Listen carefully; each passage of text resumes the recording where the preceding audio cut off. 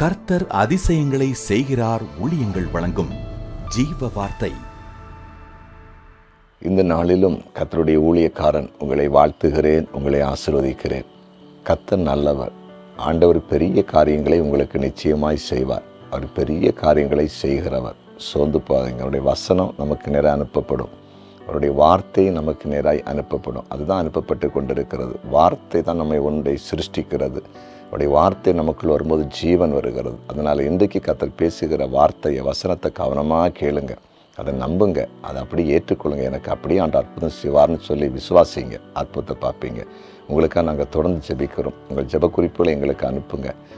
Comment செக்ஷனில் அனுப்பிவிங்க, தேவைப்பட்டால் அனுப்பிவிங்க. நாங்கள் ஜெபிக்கிறோம். சரியா? ஏசப்பா அற்புதம் செய்வார்.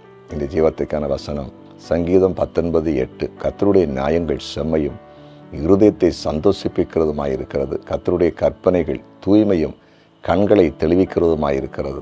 பாருங்க, கர்த்தருடைய கற்பனை தூய்மையும் கண்களை தெளிவிக்கிறவங்க. கண்களை தெளிவிக்கிறதா? கண்களை தெளிவிக்கிறது.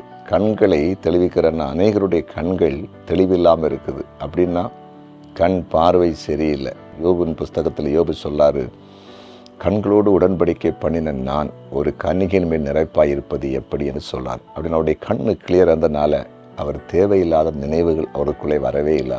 அப்போ எப்பொழுது நமக்கு தேவையில்லாத சிந்தனைகள் உள்ளே வருது தெரியுமா? கண்கள் தான். கண்ணு தான் ரொம்ப மோசம்.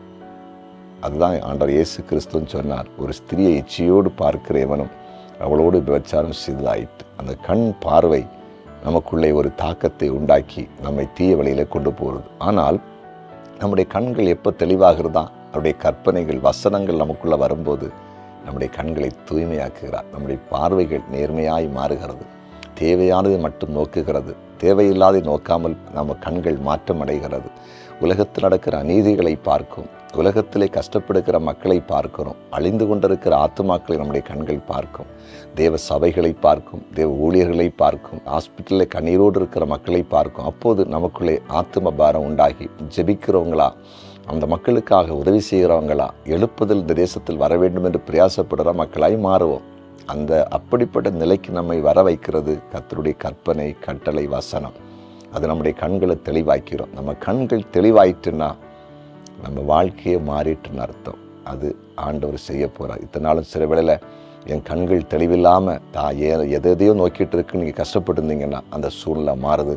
உங்கள் கண்களை தெளிவாக்குகிறார், பரிசுத்தமாக்குகிறார். நல்லதையே உங்கள் கண்கள் நோக்கப் போகிறது. அதன் மூலம் உங்கள் வாழ்க்கை ஆசீர்வதிக்கப்பட போகிறது. ஜெபிப்போமா? ஜெபிக்கலாம். ஆண்டவரை, நீர் பேசின வார்த்தைக்காய் ஸ்தோத்திரம். உம்முடைய கற்பனைகள், உம்முடைய கட்டளைகள், உம்முடைய வசனங்கள் கண்களை தெளிவாக்கட்டும். யாருடைய கண்களில் பரிசுத்தம் இல்லாமல் இருக்கிறதோ, தேவையில்லாததை பார்த்து பார்த்து இச்சித்து தங்கள் வாழ்க்கையை கெடுத்து கொண்டிருக்கிறாங்களோ அந்த நிலையை மாற்றுங்க. கண்களை சுத்தப்படுத்தி தெளிவுபடுத்தி இந்த தேசத்தில் உள்ள நல்ல காரியங்களை பார்த்து, அநீதிகளை, அக்கிரமங்களை பார்த்து ஆத்தும பாரம் உண்டாகி கர்த்தருக்காக எழும்பட்டும், பெரிய காரியத்தை செய்யட்டும். குறிப்பாக வியாதிப்பட்டவர்களை சுகமாக்கும். பிசாசின் பிடியில் இருக்கிற மக்கள் இயேசுவின் நாமத்தில் விடுவிக்கப்படட்டும் என்று ஜெபிக்கிறேன். பொல்லாத ஆவிகள் எல்லா குடும்பங்களை விட்டு விலகி போகட்டும். ஆண்டவரே, கையின் பிரயாசங்களை ஆசீர்வதிங்க. நிரந்தரமான வருமான இல்லாத குடும்பங்களில் வருமானங்கள் உண்டாகட்டும் என்று ஜெபிக்கிறேன். குடும்பமாய் ஆலயத்தை செல்லாத குடும்பங்கள் குடும்பமாய் ஆராதிக்க செல்லட்டும். இன்றைக்கு பிறந்தநாளை காண்கிற எல்லாரையும் ஆசீர்வதிக்கிறேன். ஒவ்வொரு பேர் பெற ஆசீர்வதிப்பீராக. திருமணநாளை காண்கிற குடும்பங்களை அளவில்லாமல் ஆசீர்வதிப்பீராக. மேன்மைப்படுத்தும். இன்றைக்கு ஒவ்வொருவருக்கு அற்புதம் செய்யும். இக்கட்டான, ஆபத்தான, நெருக்கமான நிலையில் இருக்கிற ஒவ்வொருவருக்கு அற்புதம் செய்யும். நீர் அப்படி சேகரின் நன்றி. இயேசுவின் நாமத்தில் பிதாவே. ஆமேன், ஆமேன், ஆமேன்.